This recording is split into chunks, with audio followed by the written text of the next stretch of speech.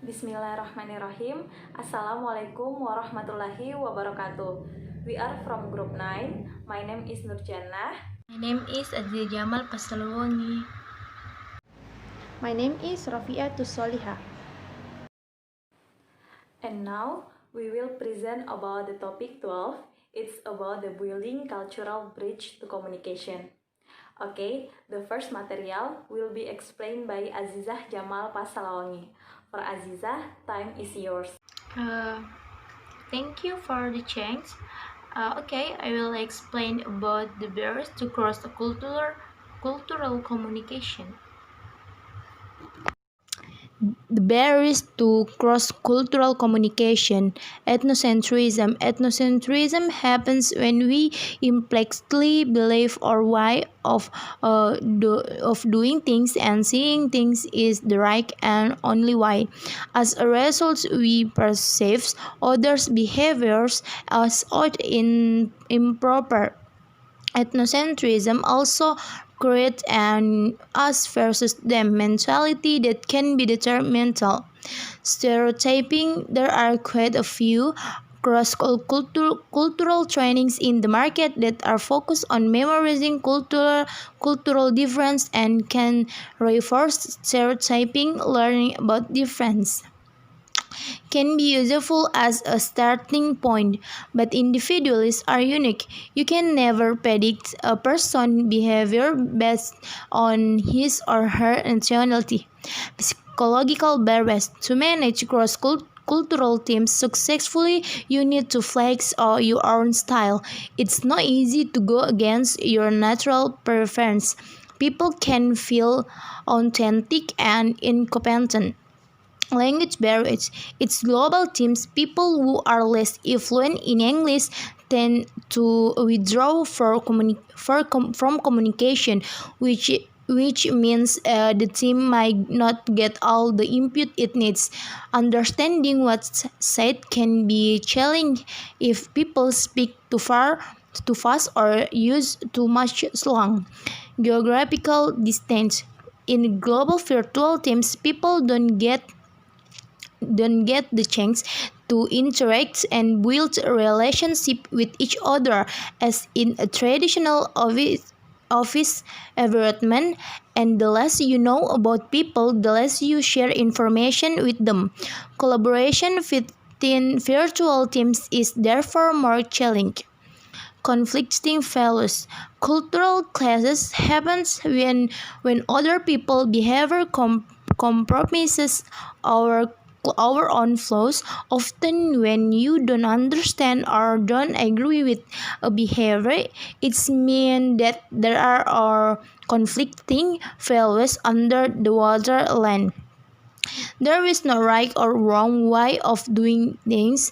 It's just a matter of cultural norms. A cultural difference to the same varies. The difference in communication recital and the diverse forms of communication can create diversity among various cultures. The effect of barriers on relationship product or productivity in action.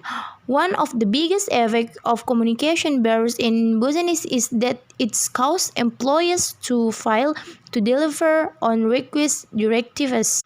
Misinterpretations. Misinterpreted messages are also an effect of communication barriers in many large and small business. Language and communication differences are common as campaigns become more diverse. Bad work relationships. A very commonly tied to this negative effect is emotions.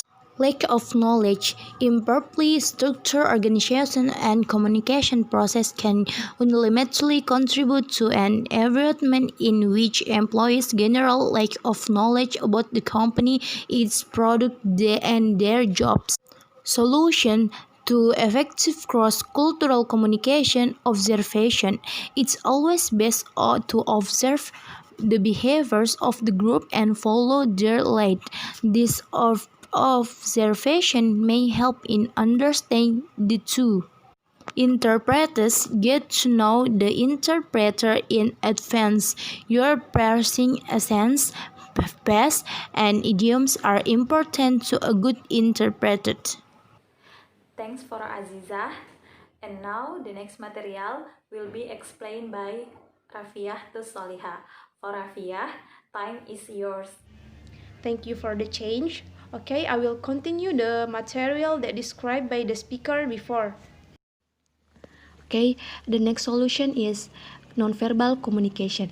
In high context culture, much of the communication process occurs nonverbally and it involves body language and signs which may be different in different cultures.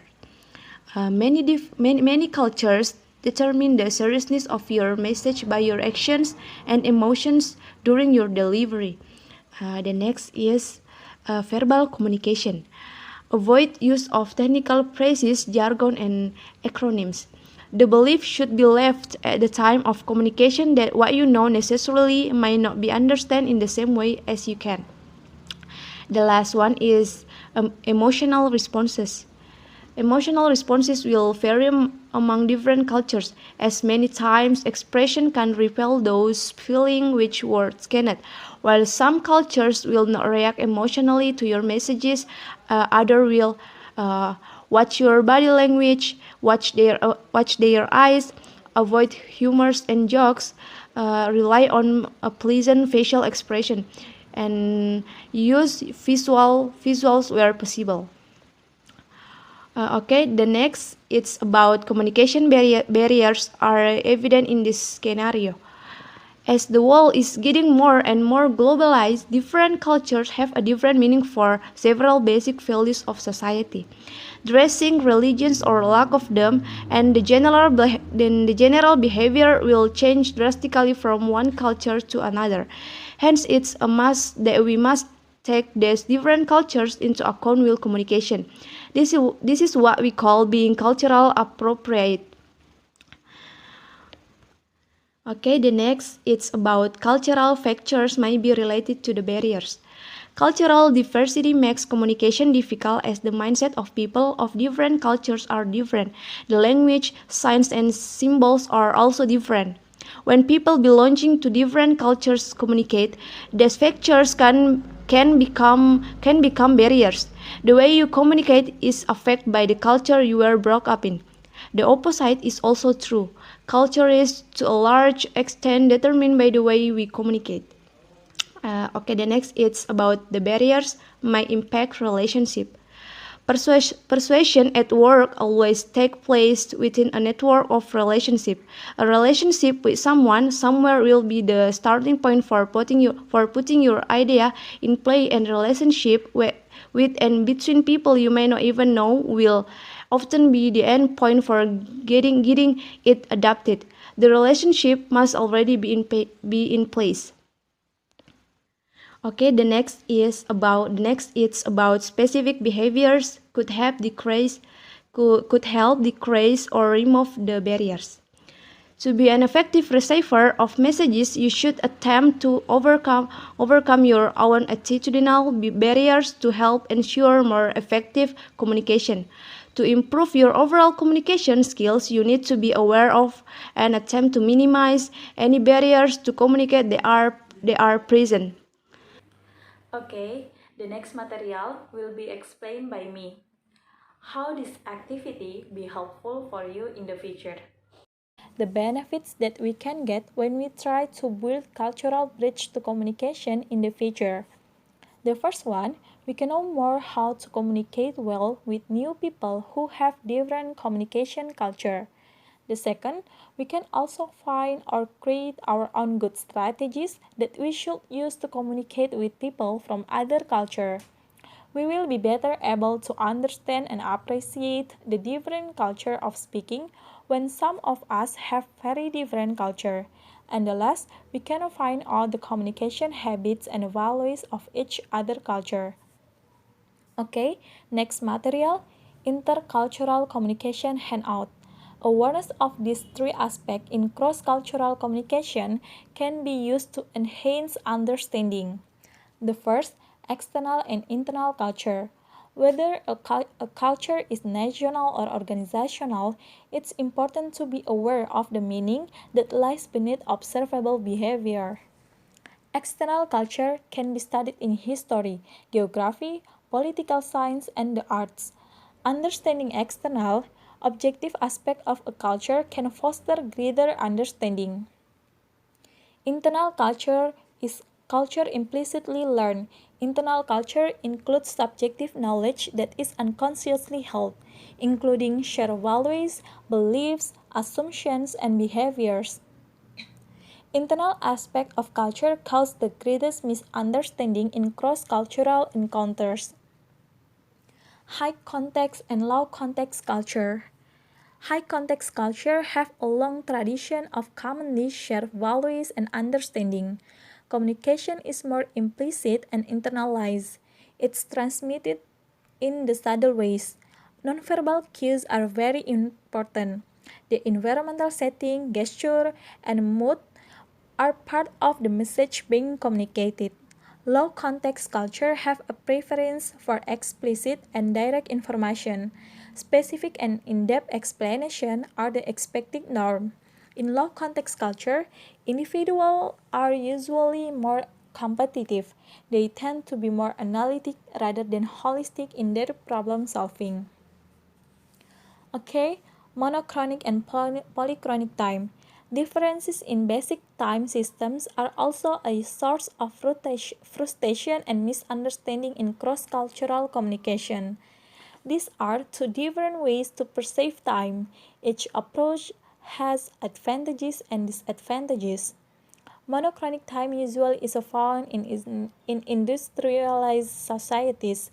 Time is blocked into elements and one takes a time takes precedence. When the scheduled time is up, the person is expected to move on. Polychronic time means being involved with many different things at one time.